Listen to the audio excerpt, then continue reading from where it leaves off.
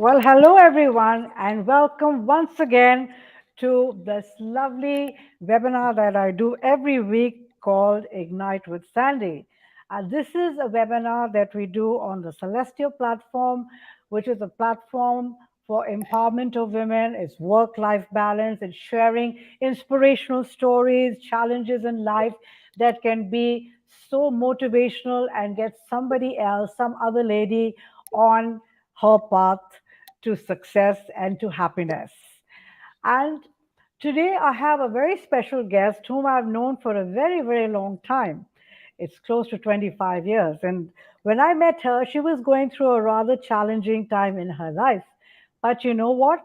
I didn't have the slightest clue because she looked so vibrant, she looked so glamorous, she looked so full of energy.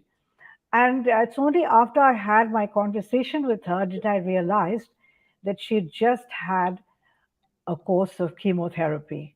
And I thought to myself, wow, just look at this lady. She is absolutely out there doing whatever she wants, a fabulous, bright smile, the bright look in her eyes. And she had been going through so much pain, so much discomfort, so many different things in her life. So today, as we are approaching Breast Cancer Month, I would love to introduce you to my very special guest, Hoeda Gorton. So, Hoeda, could you please introduce yourself and tell us a little bit, just a little bit, because I have a lot of questions for you. So, could you please introduce yourself on Ignite with Sandy? Well, hello, Sandy. It's always a pleasure talking to you. Actually, there's just a little bit of correction. I think you forgot, my love. I was going through chemotherapy when I met with you, and we actually met at the hospital where I was having my chemotherapy, where you came and you gave delightful talk. And I was invited to join your talk, and this is where we first met. But I was going through my chemotherapy. I was into my fourth session. Um, I was going through very trying time with chemotherapy. That everybody can understand, if not relate, through relative or personally. I took it in my stride. I carried on working. I never stopped a day. Even in hospital, I was working because I took it in as a challenge. And if you want to see a result from me, challenge me because I'll always make sure that I will come through with flying colors. Um, it was a stage, and as different stages of my life. I am Egyptian by birth. I was born in Egypt, grew up in Europe, raised by an amazing grandmother who actually is the role model for me. And she was the matriarch of the family because she was the only surviving member of her family. And I give her the credit for everything I know even now. And as I get older, I become more and more a little bit like her. I cannot be as great as she was.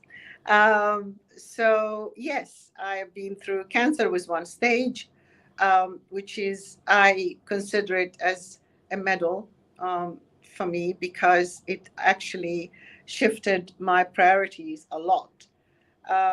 It So, but made me. before you went through all of this, can Yeah. you share with your audience how you started out? And you've done a lot of different things in your life, and we're not talking about health, but we're talking about career challenges, things coming, sort of falling into your lap, and you're just saying, "Okay, fine, I'm going to make a success out of this. I'm going to do it because people trusted you, people saw an ability in you, people."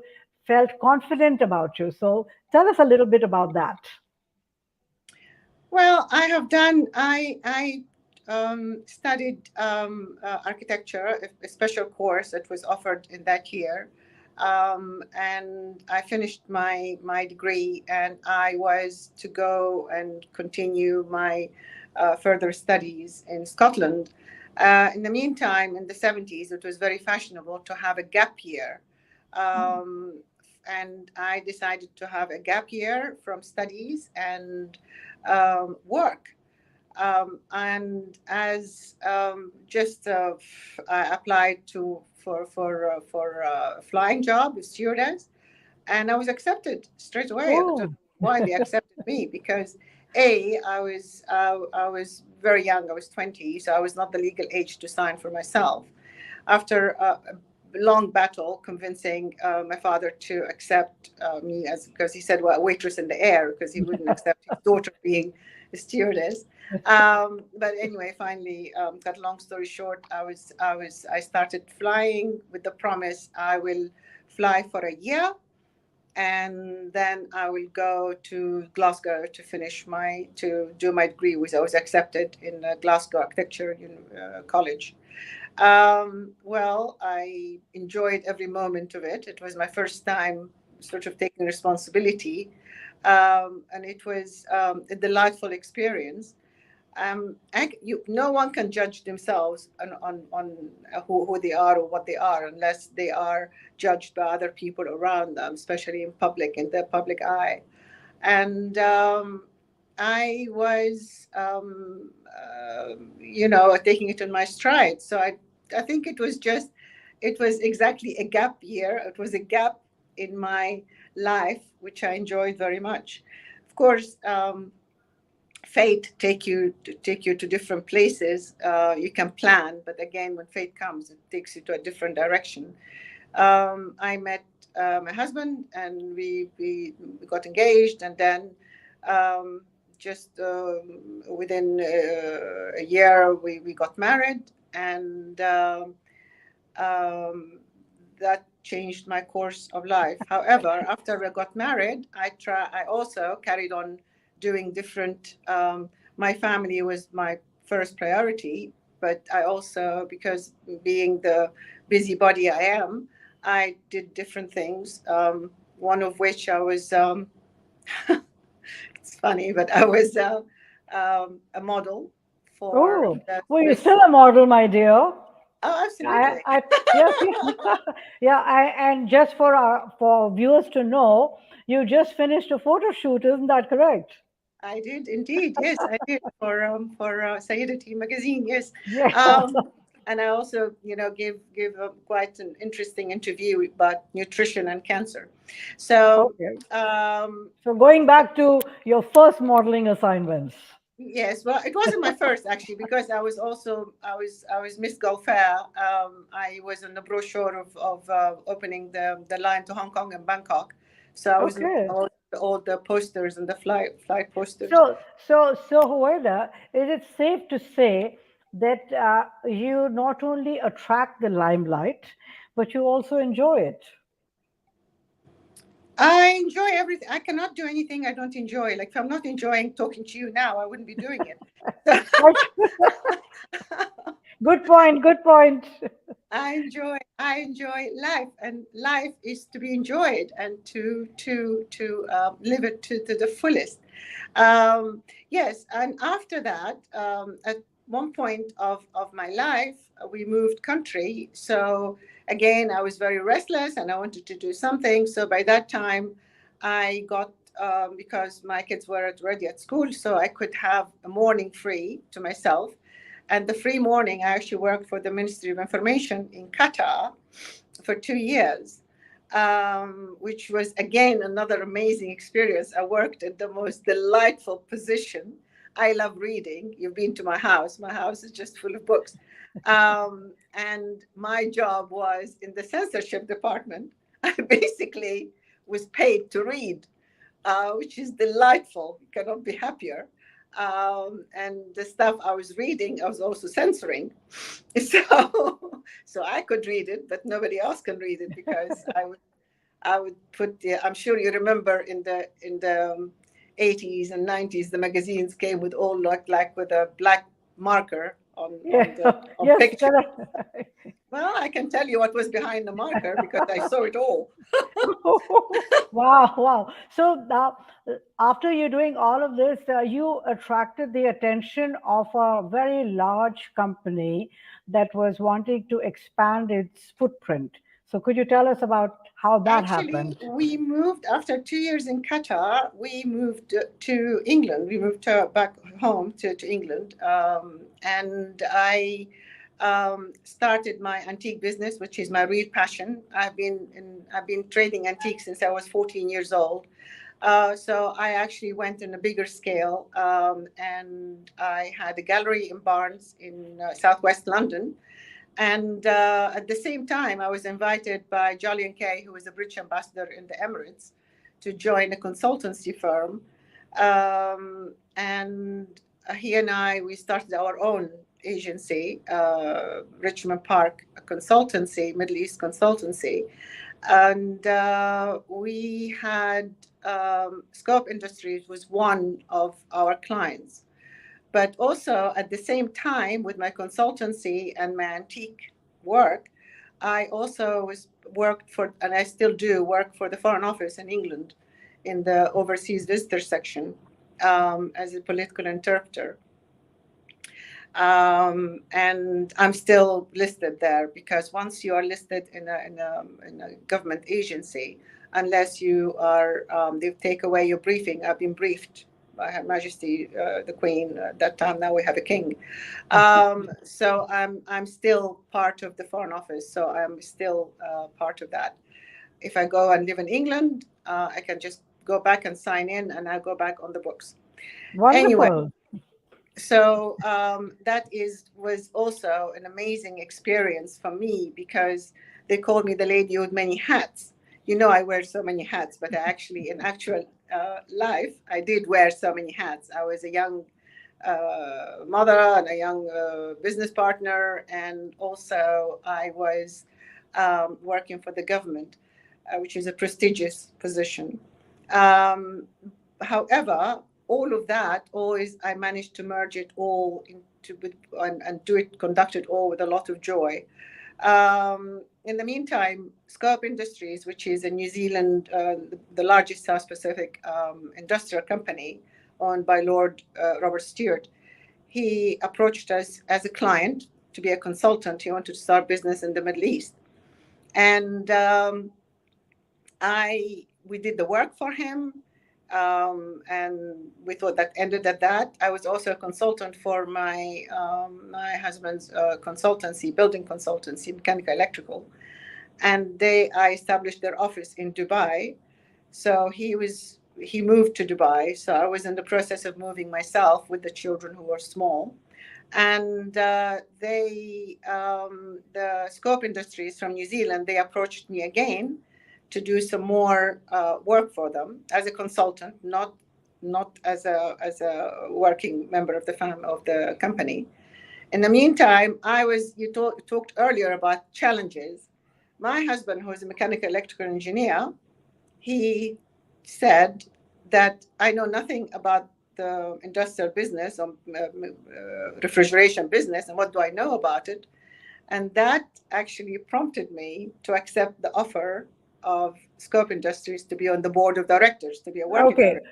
So this is the part I was waiting for you to talk about, because Yeah, I want to know, back in the, I think this was in the, maybe in the 90s or the 200s, when 93, you, yeah, so 93. 93. So there were not too many women in a position like that. So from No, what I understand from you, you were negotiating, you were doing the sales, you were marketing, you were doing everything, and you generally were the only lady present. So, how did you manage to negotiate, hold your, whatever you wanted in terms of the monies, the fees, or whatever else? How did you manage that? Did you well, turn actually, into this?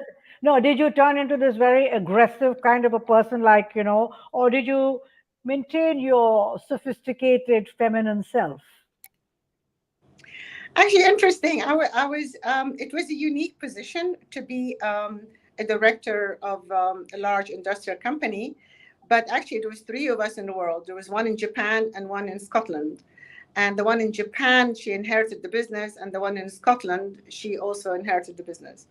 I was the only woman to be invited to be on the board of directors of a refrigeration company. How did I approach it? Well, like I approach everything else, just be myself. And I found being in a male dominated industry, it was challenging for the men, not for me. That's a good one. actually, I actually found them to be more threatened by me than I was with them. Being a female, that was not the issue. Being a young female, that was the issue. Being young, and for the life of me, they saw me glamorous. I never saw myself glamorous, but if they saw me glamorous, I'm not going to object to it. So I'm quite happy. Um, yes, it was. You'd be surprised, Sandy, to tell you, I found more um, cooperation and more um, Support? support to my gender. You would think, oh, in Europe, of course, the equality. No, I can tell you from firsthand experience, I had all of that from the Middle East, because when I was with the director of Pepsi Cola, Coca Cola, managers of Shell Petroleum, and directors of Caltex, and even in Pakistan, I was looked up. They looked up to me, and they were quite proud of me, and they saw their daughters in me. So they were, and I was told several times that they all would love their daughter to turn out to be like me, which is a great compliment. This is the best compliment I've ever had. So yeah, it was. I never saw it as a challenge in that being a woman, and a Hmm. Muslim woman at that. Um, I celebrate my gender. I celebrate my religion. I celebrate myself, whoever I am. I am who I am. So That's basically, quite how did true. I approach the business? I approached it from, because it's all culture. If you understand the culture where you are, you cannot go wrong, because you know how to speak to them, what to tell them, and they trust you. You have to win their trust in anything you do. If you win their trust, you've won their order. Yes. And I was very fortunate. From the moment I joined Scope Industries, and it came down to the Christchurch Press, that Hoida Gordon, director for Scope Middle East, it was a huge event, because this company, for 25 years prior to meeting me, they were trying to break into business in the Middle East. You would think, well, refrigeration, Middle East, it's hot, they need fridges. No, they could not break into the business. And Robert himself, with all his clout, being the son of a lord, being a lord himself, he still could not do the business because he didn't understand the culture. And myself, I set myself a target of 3 years to sort of like establish the company. Little did I know, within a year, we were already a big name here. And within 3 years, we we're number one in the whole region, including Saudi and Kuwait, and even Egypt, which is the most difficult country. Now, um, all of that was because I won the trust of the people who were working with me. And I also respected them, and I respect the culture that I was working at. So, what I'm hearing from you is that, irrespective of how qualified or whatever it is, there are certain things which are on a personal level. And when you're able to establish that, for example, you said respect and trust, and those things also play an equally important part, together with the so-called qualifications or whatever. But you're saying that the human interaction and the way you think, the way you're brought up, the culture you're in, your values, that also plays a very important role in your success. Yes, yes, absolutely. Now, at one point of my journey with Scope Industries, as you know, I'm very focused.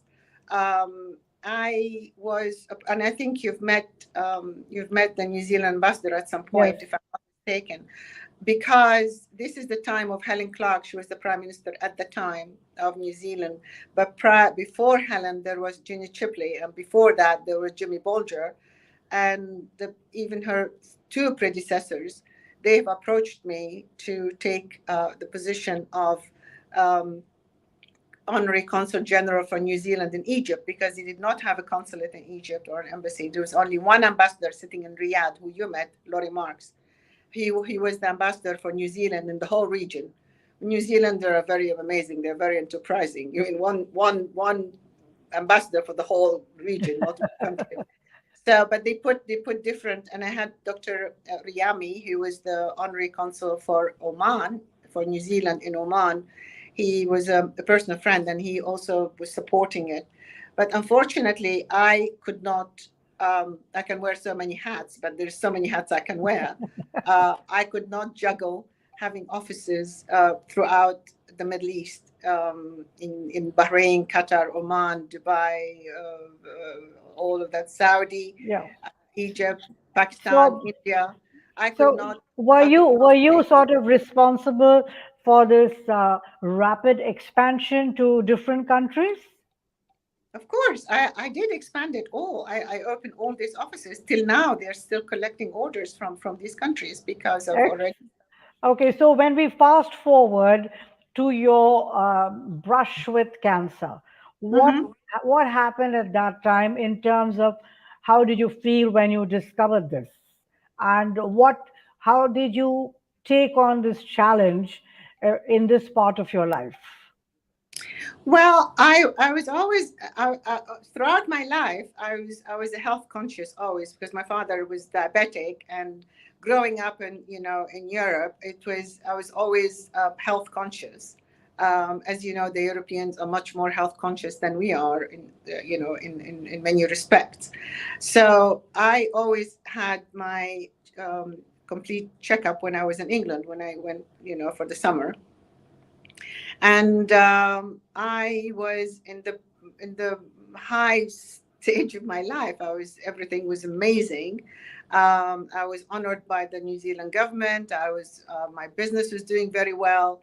Personal life was amazing. I had nothing to complain about.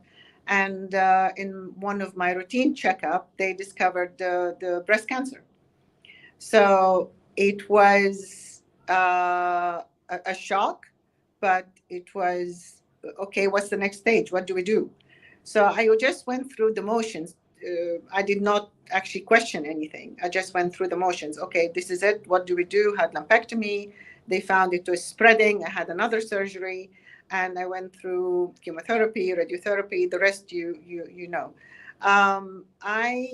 I took it in my stride, and I actually did something that not many people can relate to or would want to do, but it worked for me.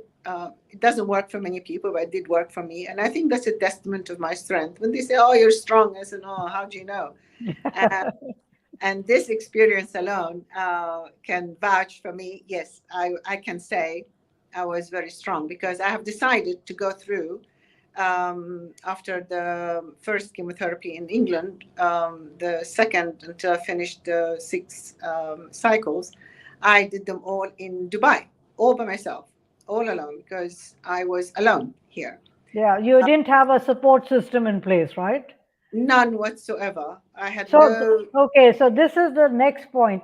You are now very involved with a lot of associations from the UK and here that are supporting breast cancer people, patients, or survivors. So, I want you to please tell us about how that started and where it is now. Okay, it started in 2001 when I was doing my chemotherapy. This is the year I think I met you, Yes, in the WellCare Hospital. yes, There was Dr. Huria Kazem, who was the breast surgeon in the hospital. And I approached her to start a support group for breast cancer. And I spoke to my oncologist, and he said, that would be a great idea. However, there is nothing in Dubai at all. I was actually the only person doing chemotherapy for breast cancer in the WellCare Hospital. at that time in 2001. Now, I tried, nobody, I couldn't find any support at all, somebody to join in with me, although I was preparing to take care of the whole thing, but just needed a physical support, not the monetary support, just a physical support. I still did not have anybody, and Horia was pregnant at the time. Funny, her daughter is in university now, which is scary.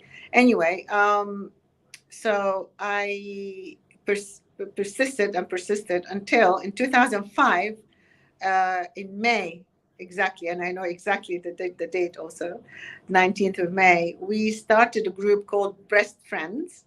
And Breast Friends we were a small group and all cancer survivors, or I prefer to them as cancer warriors.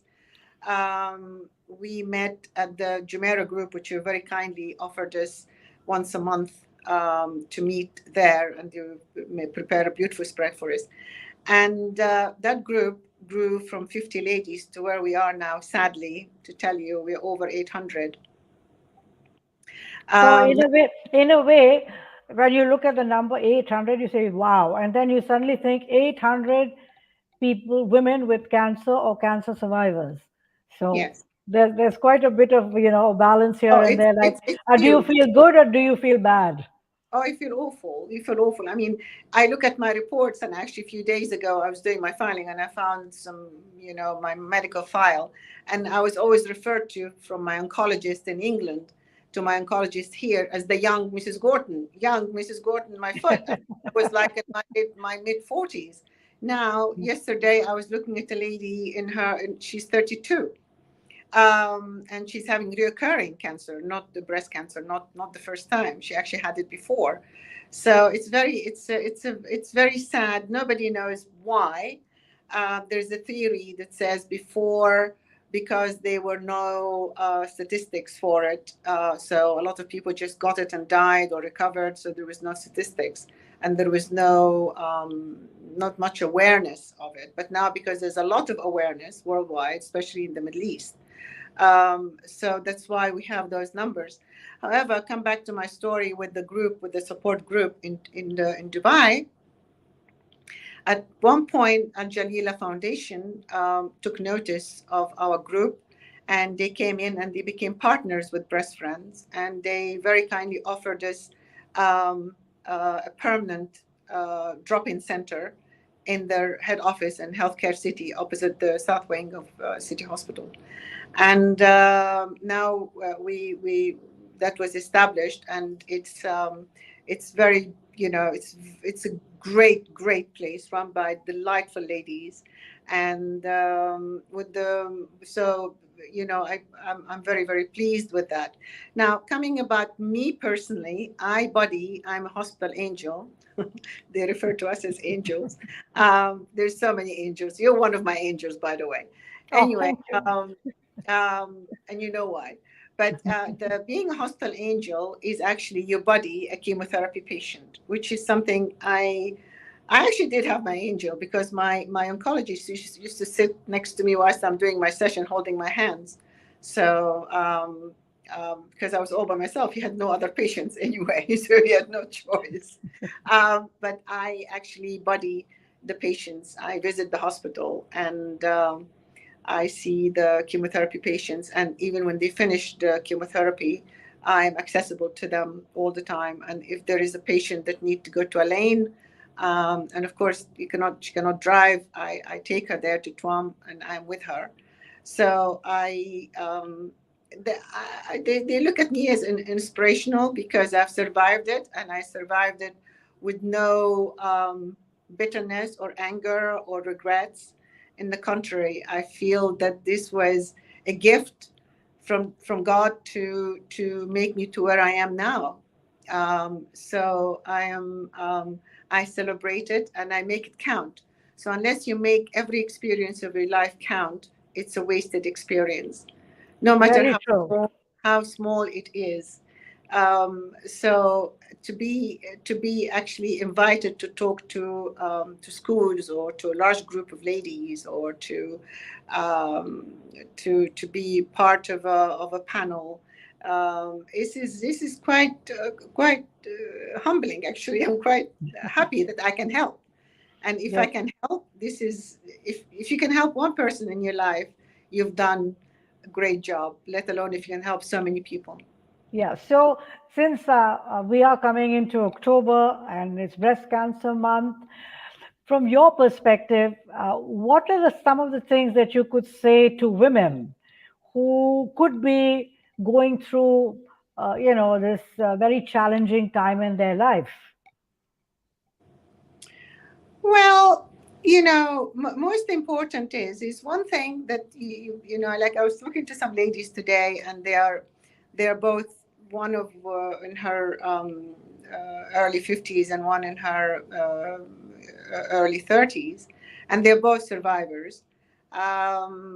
They and actually there was another lady that joined. She was in her, I think, her 40s. Very difficult because now the 50s is the old 30s or something. You can't tell because we look a lot younger than we you know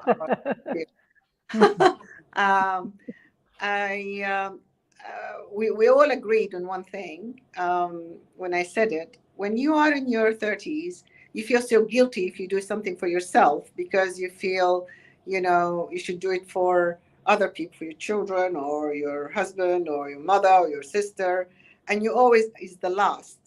And this is actually okay at the time because you didn't know better. But I suppose with cancer, you have to think of yourself, primarily yourself, and not feel guilty or feel you're selfish. Be selfish if this is what the label they're going to give you. Fine. You're fighting for your life, and you're fighting for your life for the ones who love you, because cancer does not affect a person, it affects a tribe, affects the whole family. Quite true. So I always give an example, very simple example. When you're on an airplane and holding a baby and an emergency and the oxygen mask drops, what do you do with the oxygen mask? Do you put it on your baby or do you put it on yourself? You'd be surprised, Sandy, when I hear people saying, "Oh, I put it on my child." And I said, "Well, congratulations, you're both dead because you put it on him. You're deprived of air, you die. Who's going to save him?" So you have to put it, and it does tell you, put it on yourself, then on your child. With the seat belt, again, when they give you a seat belt, you put it on yourself, not on your child and yourself. You have to put it only, you have to be firm in your position so you can protect your child. The same thing when it comes to treatment, come to any with cancer. Cancer is very, they call it in Arabic, there's the interpretation for it, translation is sneaky disease, because it hides and you don't get pain. You only get pain when it's spread in a vital Mm. organ. So, and then it's too late, it's stage 3 or 4. So I was lucky that it was discovered before it went very far. So the message I give to every woman, you know test test yourself all the time. Don't be afraid. Early detection saves life.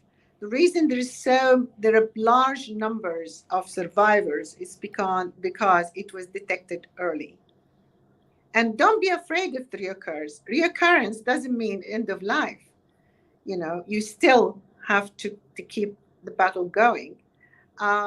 There's nothing to fear now. There is so many methods. Like when I had my treatment 22 years ago, a lot had happened since then. Lots of research and a lot of um, um, new methods. I was told actually not long ago, apparently, if I was my age now and I was diagnosed now, I wouldn't have gone through chemotherapy. And I said, oh, shucks, I started. So I don't want to have it again, but never mind. Because my prognosis did not require chemotherapy, apparently, I would have Oh, gone away with lumpectomy and radiotherapy, and then hormone therapy, of course. Now, one thing, Sandy, I cannot talk enough about, and I'm actually giving next month. I'm giving also this month. I'm giving lots of talks on nutrition, okay. nutrition, nutrition, nutrition. Nutrition is actually more than 50% I mean, they say, well, 30% is medication and 70% psychological. I say 70% is psychological and diet. Okay. And a diet is so, so important. Now, if you are at a risk of any sort of cancer, if you have breast cancer in your family, or we're all at risk, there's nobody immune. There's no immunity from cancer anyway. It's the disease of the century. However, if we are conscious of our diet, of what we eat, I'm not saying go on a diet, just be mindful of what you eat. When you're mindful of what you eat, everything stems from the gut. And there is a lot of, now everything is so accessible. It's so easy to find yourself a health coach. And all you need to do is just have few sessions and they will put your foot on the right path. We're all different. We're all different. So find the right regime to eat, this food that you eat that makes you happy, not suffer. You're not supposed to suffer. You're supposed to enjoy it. But there's certain food may not agree with you and may trigger a lot of problems. Like, for instance, cancer. If ladies, breast cancer ladies, there is certain food you'll be surprised. You would think, oh, but this is very healthy. It's not healthy. Like beans, like any pulses are poison for chemotherapy patients or cancer patients because it mimics estrogen. And Okay.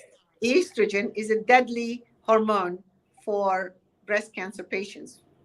And that's why for 10 years you take estrogen suppressant medication, which has an awful side effects. However, you cannot escape it.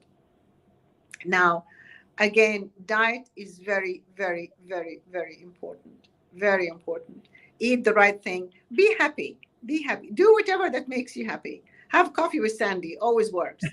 She's amazing. I recommend Sandy.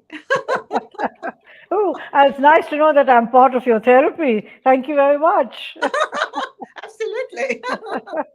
No, but talking about you're always full of life, full of you're very joyful, and it's not put on. It's very genuine.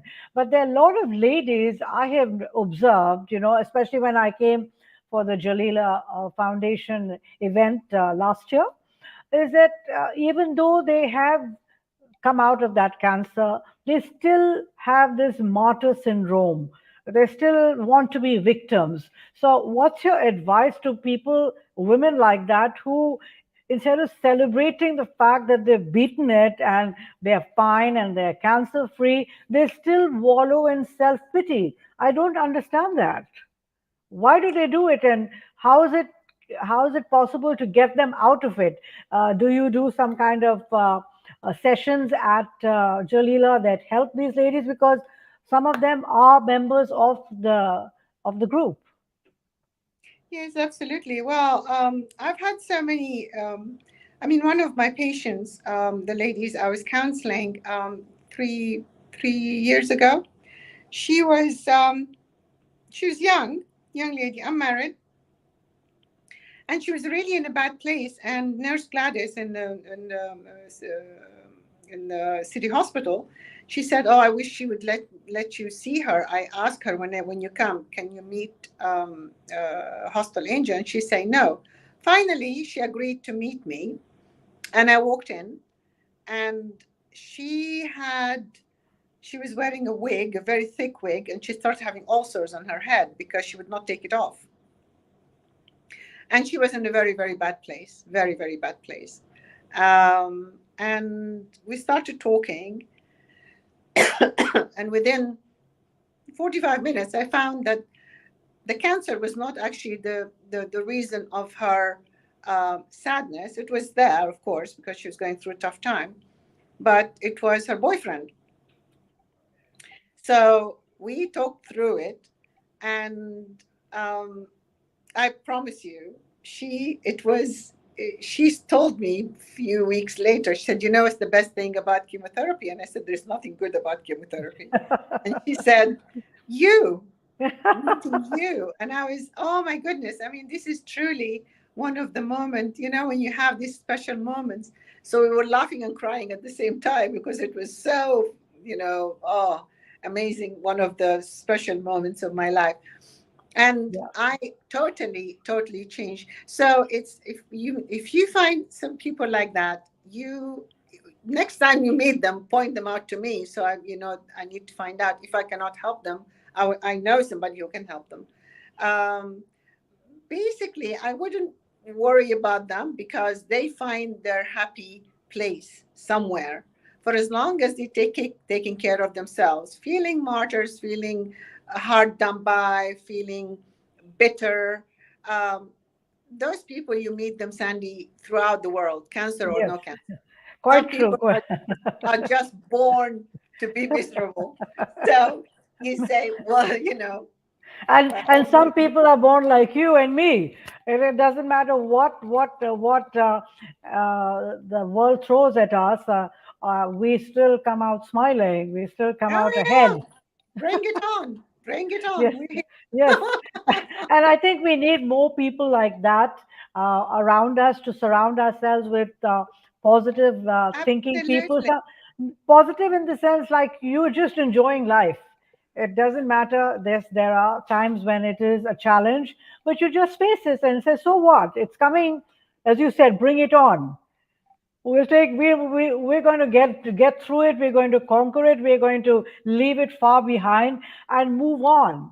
I think that's one of the things that you are very good at, and you've been moving on, and not only that, but taking many people along with you because of the work that you do, especially at the foundation. Because it's not a question of, oh, I'm so sad, and not, when you walk in, it's like a breath of fresh air. Ooh, who's this? Why Who's she's so that happy? girl? not Exactly, exactly. Yeah. not So only that, Sandy, but also to whatever experience that we think it's bad at the time, rest assured there is a reason for it. Nothing happens by accident, nothing happened by chance. There's always a reason, and we're not meant to know at the time what is the wisdom behind it. But in my own experience, and I've had plenty of that, I find that these trying experiences, they turn out to be inspiring. And I believe in what doesn't kill you make you stronger. It does make you stronger, for sure. yes, quite true. Anyway, on that happy note, however, we're going to end our wonderful webinar. And we thank you very much for bringing all those positive vibes. I'm sure anybody who's going to watch this video is going to go away feeling really good about themselves, No, ready to they take on to the world. Yes, Right? yes. Yes, but talking about you talked about health and nutrition, you talked about attitude, you talked about taking care of yourself, having those timely checkups, which are so important, and it doesn't really take that much time. At this stage, I'd just like to share with you, my work is financial planning, and I focus a lot on critical illness insurance. And it's very disturbing to see that the statistics that come out every year from Zurich, the number of claims for cancer is just going up Yes. every year. And the percentage of women claiming, of course, is alarming. So for men, it's mostly heart attacks and strokes. But the biggest claims that we are finding all around the world is for breast cancer. Yeah. So there's a lot that we should be doing. There's a lot of work that each one of us, irrespective of whether we have cancer or not, we should be there telling people, educating them, as you said, about health, wellness, nutrition, diet, and of course, your emotional state of mind. So, Absolutely. all of these things are a combination, and I think it's our responsibility, all of us, in whichever way we can, to bring about a positive change in our own circle. For example, you don't have to go out and start doing things. You can start in your own circle. And a lot of us who are blessed not to have cancer, we also should be coming in and supporting your groups as well, Yes. because you don't know where we can make that positive difference, where we can bring that smile, where we can have, put that switch on that triggers something good in somebody's life. So thank you very much, Hoida, for that. And as always, as I said, Ignite with Sandy always brings you something interesting, something that touches your heart, something where you can say, you know what, I'm going to go ahead. You know what, I'm going to try something new. And you know what, if I have that challenge, I'm going to say, as Hoida would say, bring it on. Bring So it thank on. you very much and God bless. Till next time. Take Thank care. thank you.